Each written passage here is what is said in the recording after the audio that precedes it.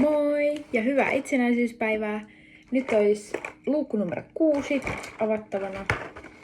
Ja katsotaan, mä taitan mun kynnen.